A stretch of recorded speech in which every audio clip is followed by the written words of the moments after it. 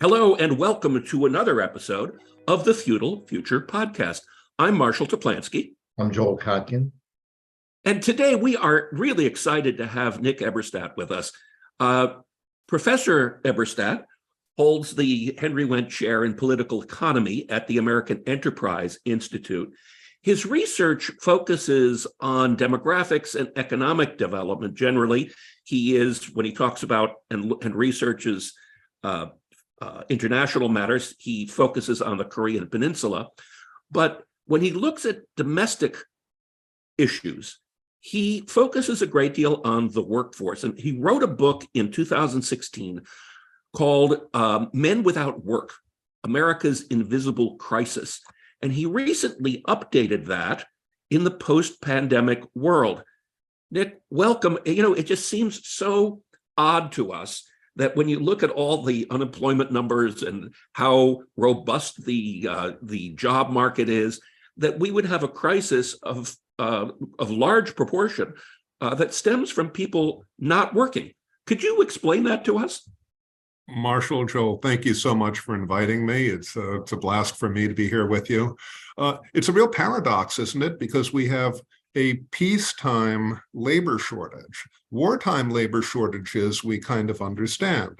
But the idea that in an open, affluent society, we would have almost 11 million unfilled positions, with many of these prospective jobs requiring very little in the way of skills, except for the skill of showing up on time, regularly, not stoned. It's a real paradox. And if we look at what's happened since the beginning of the pandemic, we see this strange kind of mirroring distortion in the workforce. On the one hand, the number of unfilled positions has jumped by, let's say, roughly 4 million since before COVID. At the same time, the deficit in people in the workforce against the pre-COVID trend, is also about 4 million. So something happened during COVID that was completely unexpected and unpredicted. Now, I was taught economics shortly after the end of the Stone Age. And back then, they told us that the lump of labor theory was a fallacy. It wasn't that the good Lord sprinkled a certain number of hours of work on every continent. But when you see this, this surfeit of unfilled jobs and this deficit of manpower, it looks almost like the lump of labor fallacy brought incarnate. Yeah. What I can break it down for you a little bit in terms of the arithmetic, but there are some deep problems that this new development kind of reveals about our situation. Well, as a political economist, right, that's your background. Yeah. Somehow I would expect you to say that there's a link between policy that has been put in place somehow and this outcome. Is that true, or is it just happenstance? Marshall, I'm glad you asked. Thank you for setting me up. So I'll go through the arithmetic of it. We've got about 4 million fewer people in the workforce than we would have expected on pre-COVID trend. Let's say something like 1 million, maybe a little bit shy of 1 million, are immigrants who didn't come to the US in 2020 and 2021. Figuring out immigration flows, as you know very well, is a bit of a mug's game because the official numbers are so rotten. You have to do it as a residual, in the rear view mirror. Let's say it's about 1 million. That still leaves over 3 million, unaccounted for. So COVID killed 1 million Americans, more than 1 million Americans. It's a catastrophe. But very few of those people were actually in the workforce. Overwhelmingly, that was a group of people who were older. Tired seniors. So There's also long COVID that people suffer from, and millions of people report suffering from long COVID. However, when you look at the Census Bureau's household pulse survey, if you ask the people who are out of the workforce and have long COVID, are you out of the workforce because of long COVID? You see the difference there? A couple of 100,000. So that's, I mean, a couple of 100,000 is a real number, but it means, but compared to 4 million, it's a rather small number. So we're talking about a couple of million people who can't be accounted for through these other explanations. And that's, I think, where we get to the policy impact. We all know that every policy has an unintended consequence. And when you have massive, heroic policies of the sort that we enacted to try to avoid a second Great Depression with the lockdown in March of 2020, you have massive, heroic scale unintended consequences. So if you look at what happened in the macroeconomy in 2020 and 2021, you will see that thanks to immense government transfers to keep spending going, to keep things from locking up, disposable household income actually rose. It actually jumped a bit in 2020 and 2021. I mean, you guys may have studied history better than I have, but that's the only historical example I'm aware of where a national economic crisis actually coincided with an increase in household disposable income. And there was so much household disposable income that people didn't even spend it all. We had a doubling of personal savings rates during this period. They've gone back down now, okay. They're actually lower than they were before COVID. But during this period of increased extraordinary personal savings, people accumulated, by my estimate, a nest egg from transfers of somewhere north of $2.5 trillion. There were also wealth effects from the zero interest rate policy, and there were big wealth effects from that, but let's just stick with this for a moment. So $2.5 trillion, even among friends, is a lot of money these days. And so some people use that money to supplement their earnings, and some people use that money to substitute for earnings. But I think part of what we are seeing, a large part of what we are seeing, is the unintended consequence of wealth effects from COVID era policies. I think that has a lot to do with with at least 2+ million missing workers from the workforce today. I wonder if it's also maybe, and this is from your earlier work to some extent, also kind of a social breakdown that people, particularly among males. I have a daughter who works at a big box store in Tucson, and she's very hardworking. She gets there at 5:30. She says that people don't show up. They call in at the last moment. There seems to be something, and this is a business which would have a lot of male workers. Sure. What is there something going on sociologically?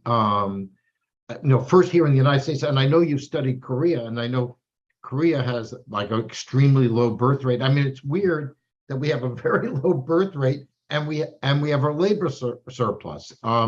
What's going on in the society that's causing it, maybe outside of just the policy agenda? Well, Joel, I mean, that's a absolutely central question. I mean, it's an absolutely central question. And what we're dealing with, I think, is a big historical phenomenon in the U.S. with the flight from work by men. We're talking about something that began in the mid-'60s. Anything that's a big historical phenomenon has lots of different aspects to it, lots of different contributions, of course. So I'm not going to say there's any one particular thing, but we can see a number of them. Today's missing workers are accounted for not just by the prime age men that I've been describing in this revised series of books, the so-called men of prime working age is 25 to 54. They're actually a small fraction of this new missing group. The new face of the flight from work is men and women over 55, who were the only really bright spot in our kind of like dismal work tableau in the 21st century, the only group with rising labor force participation and work rates before the pandemic, and also prime age women who had not been a kind of like a group that I saw red flashing lights with before the pandemic. Although I don't want to make too much of it, but I think you can see kind of yellow flashing lights there now, and I can explain that if that's of interest. But you go back and look at the guys. You've had this flight from the workforce going on relentlessly since the mid-60s. This is more than 2 generations of flight from work, and the I hate this term, but I'll use it. The conventional narrative from academic and policy circles, I don't think is convincing about what has happened there. The received wisdom is that this is a consequence of economic and structural change in our economy, right? So we've had less demand for low-skilled workers, decline in the share of manufacturing in the workforce, China gets in the WTO, globalization, outsourcing, yada, yada. All of that is true. All of that is incontestable. But I don't think that that's all of the story, and I don't think it's even most of the story. Because if you look at, this gets at your deeper questions, Joel. If you look at the graph for percentage of men not in labor force from 65 to 2016, when I did my first edition of Men Without Work, it's almost a straight line. It's almost a straight line up. You can't tell where recessions were. You can't tell where China was entering WTO. You can't tell where, we came up with these beautiful little disruptive technologies. And this part is even stranger to me, and I can't explain it. The line to 2022 for not in labor force men proceeds exactly from 2016 to where we are in 2022. So it's just like you'd drawn the same straight line up. That is not economic and structural change. And needless to say, having a extraordinary labor shortage when people are sitting on the sidelines of the workforce, as we have today, cannot be explained, by Mr. Miracle of the Market. Miracle of the Market solves economic problems. It does not solve sociological problems. To what degree do you think, I'm listening to you talk and I'm realizing, once again, Joel, you and I are covering for our kids. Right, we're the old guys that okay, our kids are kind of slacking off. We're signing up to continue to work, and I wonder, obviously being a little facetious there, I'm wondering the degree to which the fact that the baby boomer generation, which is my generation, Joel's generation, was really a reflection of the Great Depression and the ethics that our parents developed during the Great Depression, that you must work under any set of circumstances to keep yourself afloat and keep the family going, and that level of responsibility, whether that has not transferred through to this next generation, whether we haven't imprinted our children well with that. What do you think? Well, as a fellow boomer, the sins of the fathers, I guess, is what we're talking about here. Right. I think there's certainly some of that, all right? I mean, my impression, and you all look at the public opinion surveys probably more intensively than I do on generational, differences and values. The generation gap that we have going in America in 2022 is every bit as large as it was at the time of the Vietnam War. I mean, the gap, it is not as it's not as obvious, perhaps, but it is it's an enormous generation gap. That being said, if you look at life course labor force participation rates for guys born in different birth years, it looks like the rings of a tree. You know, for people who were born in 1920, the percentage of guys participating in the workforce in this key age was higher than for guys born 10 years later, was higher than for guys born 10 years after that, was higher. You see where it's going. It just keeps on going down. At And roughly so, a linear rate. Like I say, it's like looking at rings of a tree. So this has been happening throughout the post-war period, and we're kind of, I think, acutely aware of particular sorts of watersheds. But this has been a very long running drama. I'm just wondering if the same, obviously there's different situations, but you studied Korea. We've looked a lot at East Asia. Is there a similar phenomena there, or is it just simply a lack of workers? I mean, because obviously this global labor shortage, particularly in the high income countries, including China, is going to be pretty universal. So is it different in Asia than what we see here, or? Well, in Korea is an interesting comparison, Joe, because the United States and ROK are still outliers among the affluent democracies in one particular respect. They work, quote, too much, or at least people who are employed work longer hours than you would expect, given the national levels of income, since free time is kind of like a luxury, but at this point, if you happen to be working in the United States, on average, you're working more hours than people are in Japan. So much for, Asian values, right? That's not true in Korea. In ROK, the hours are even longer. But what you see in both the US and in ROK is this change within the family structure.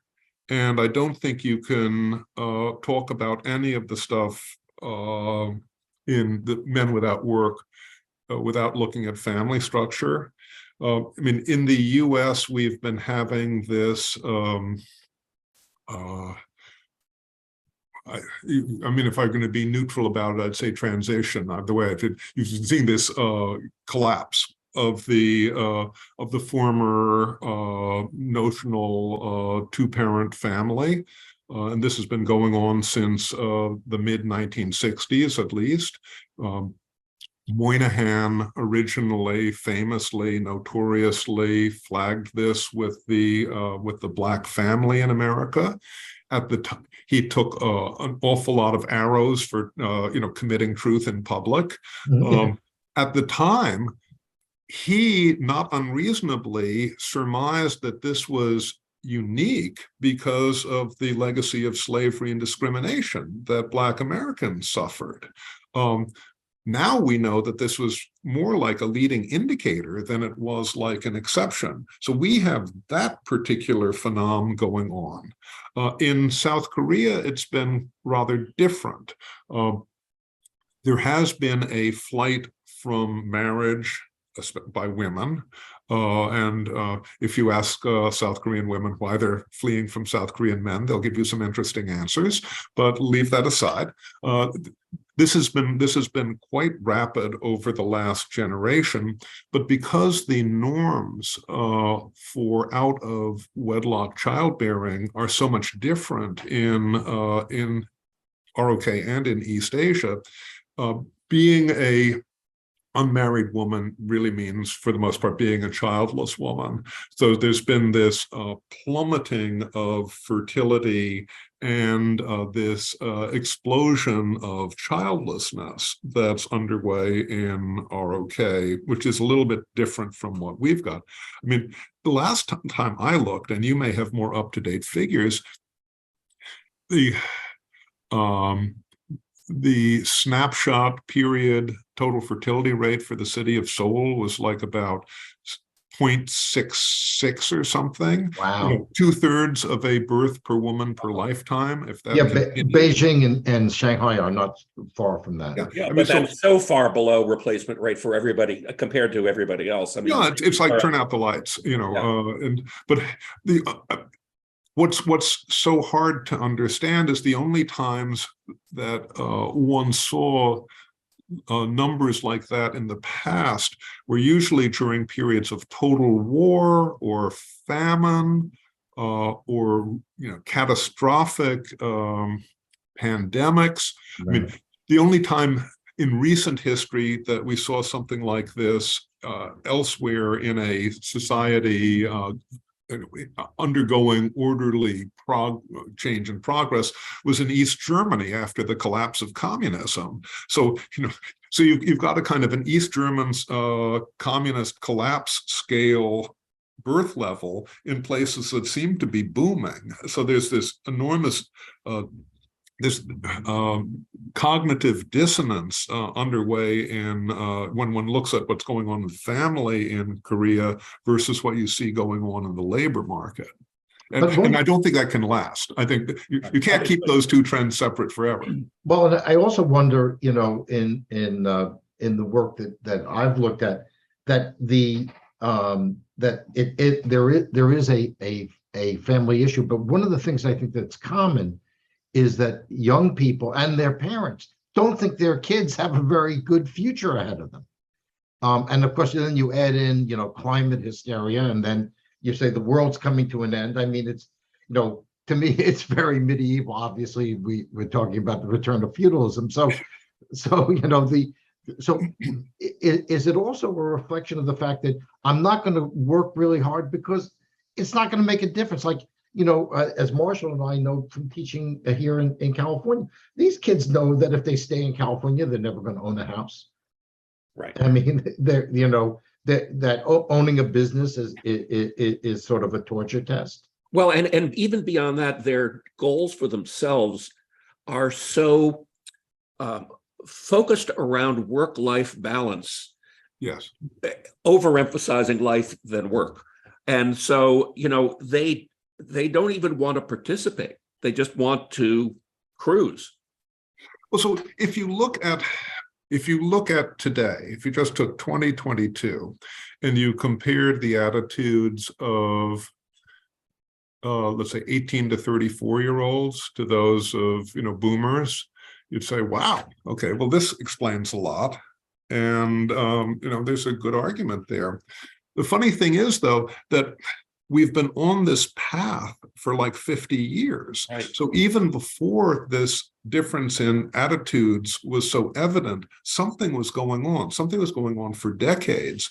And and now all of a sudden we can say, wow, I should have had a V8. This is it's kind of like apparent.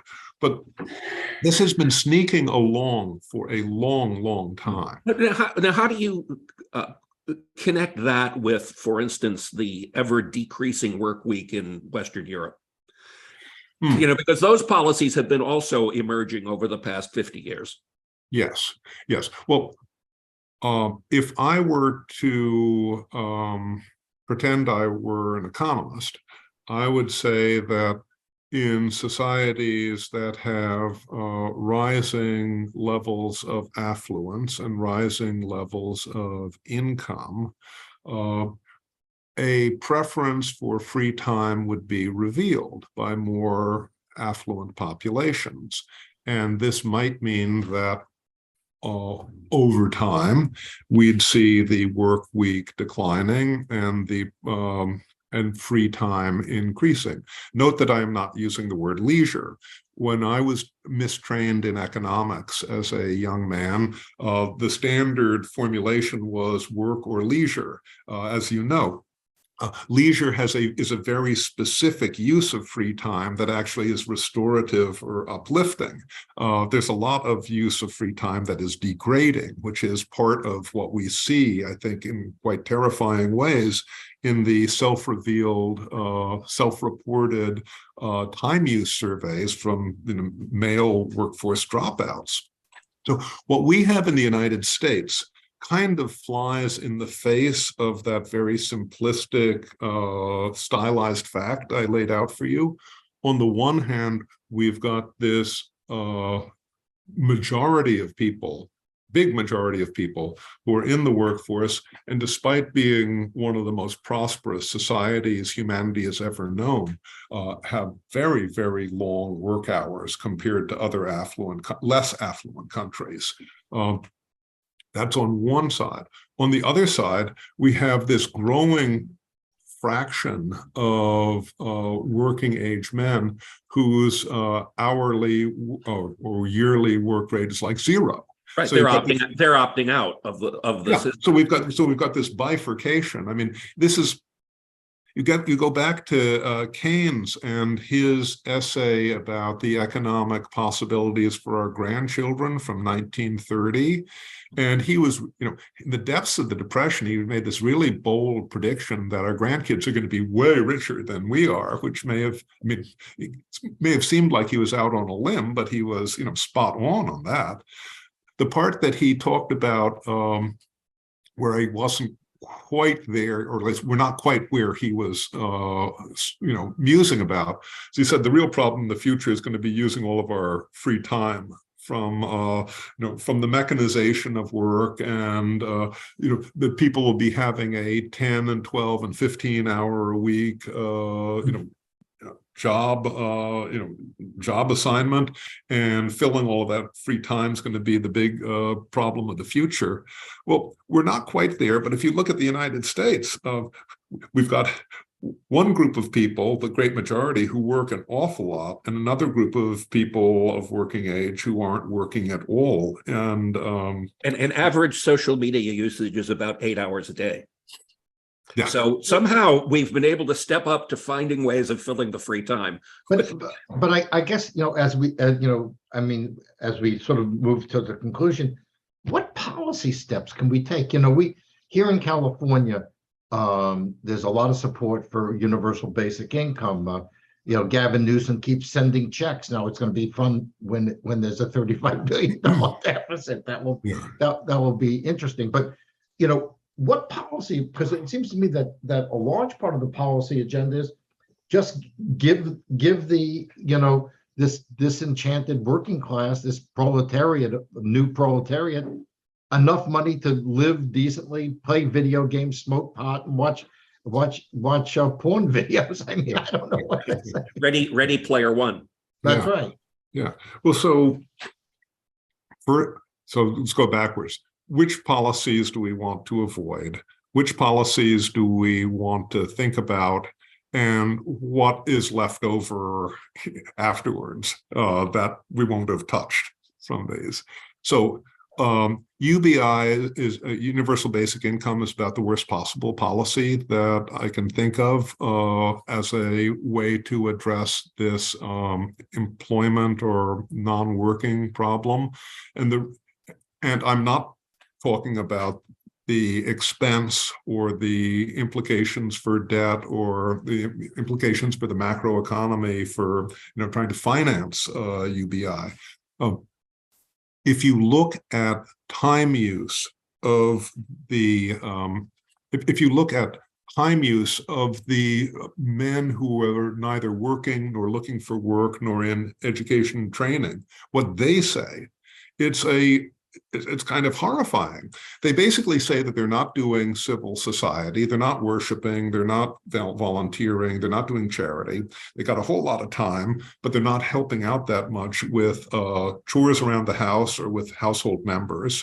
What they say they're doing, as you were intimating, is like watching a whole lot of screens for about 2,000 hours a year, kind of like this sort of full-time job.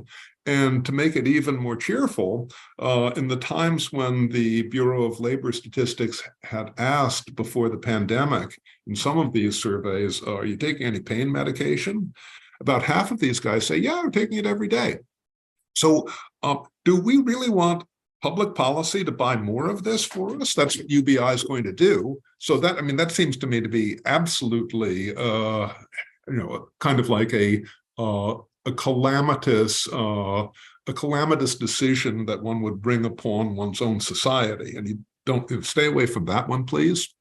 If there are a couple of things that I think government could do or could stop doing badly that might help a bit. One is we've got this obvious skills gap in the US due to the miserable performance of too many of our K through 12s.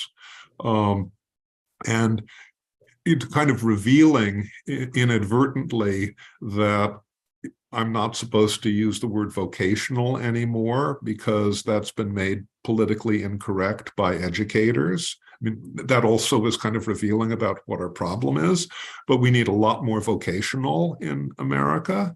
And there are lots of different ways we could look at doing that. But that's one kind of little basket. We've got this terrible problem with our archipelago of disability insurance programs in the United States. They don't talk to each other. There's nobody in Washington who can tell you exactly how many people are even receiving disability in the United States because of this dysfunction.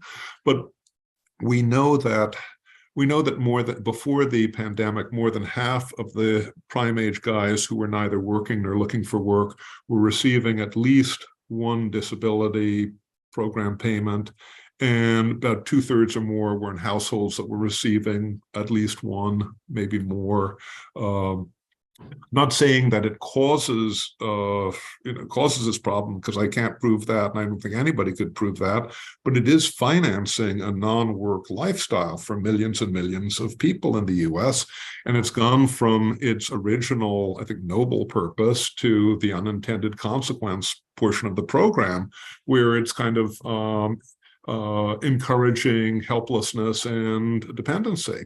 And if we could more or less turn it on its head so that we had a work first principle, which is obviously easier said than done, that would have some unintended consequences of its own, but I think they would be less pernicious than what we've got now. There's one last thing I'd mention about policy.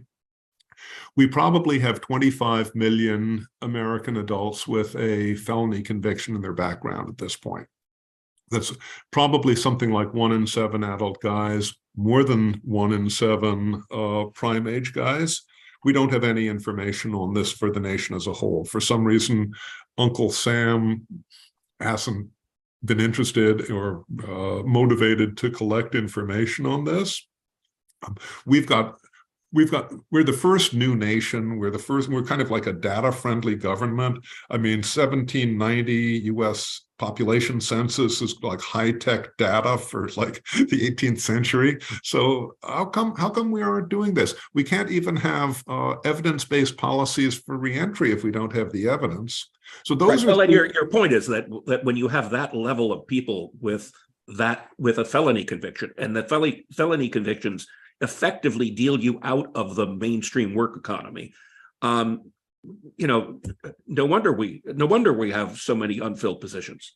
So there is a Bermuda Triangle in the United States, within our continental United States, which is the Venn diagram for ex-cons, addiction, disability.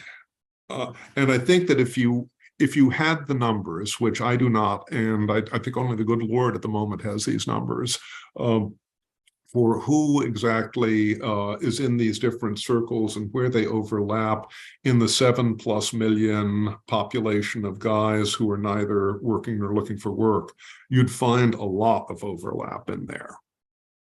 Yeah, no, I suspect you're correct. Joel, you want to give the final question? Yeah, what I wanted to see is, because obviously, you and Richard Reeves and others have really done a great job of explaining this problem. What I feel less confident about is where are the solutions? I mean, the Democrats seem to just want to just increase essentially the welfare payments and to an ever larger group of people in one form or another.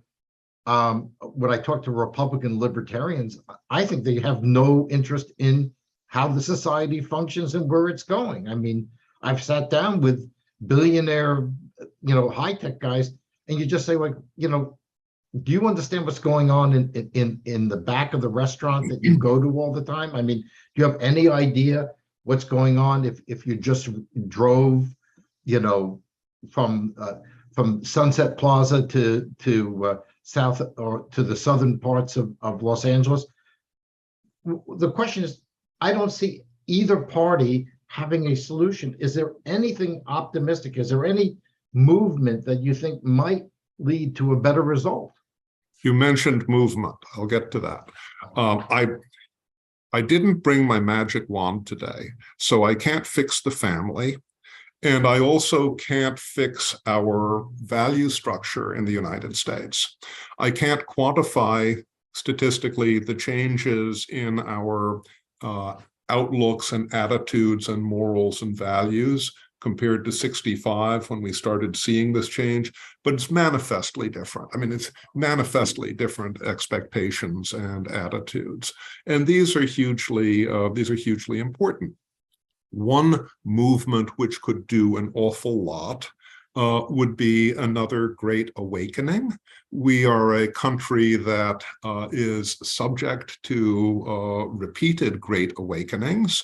We never know when they are going to come. My wife says she would settle for even a small awakening, and that would be not so bad either. Well, we got an awakening. Well, that's what we got instead, isn't it?